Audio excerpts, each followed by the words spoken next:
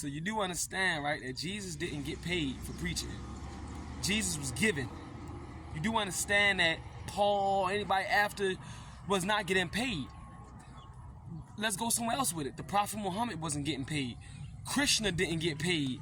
Gautama didn't get paid. If you are called to lead, if you are called to minister to people's hearts, the last thing that you should be worried about is getting paid. Now, I'm not dissing this sister. I don't know her personally. I'm just responding to her comment. And it's something to me because everybody always do this to us, right? So let me show you something. I know a bishop by the name of Clifford M. Johnson, right? Now, Clifford M. Johnson once said it. This when I was a little boy, too. You know what I'm saying?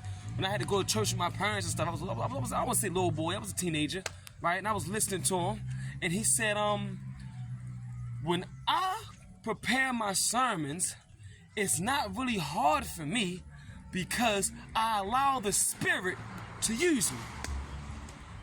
In other words, like he was saying, he got straight to the nutshell. I don't prepare my sermons. The Holy Spirit prepares my sermons.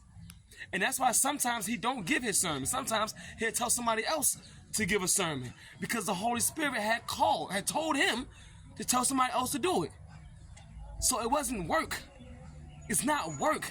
It's not hard work. It's inspiration if you are called. If you called, you'll understand it. There's times he may have told somebody in his congregation that they gotta preach, and they be like, no, not me. What I gotta do it for? Because God told me that it was your turn. You see? It's not a job. No, it's a lifestyle. You know what I'm saying? It's how you live. It's your hobby. It's what you breathe. It's what you sleep. It's what you eat. Ministering to the hearts. Jesus didn't have a bunch of money. Jesus rode a donkey. Paul didn't have no money. Paul was an inmate. Now, another thing the bishop says is that only time that it's hard for him to give a sermon is when he is led to say something that he know will probably offend some people in his congregation.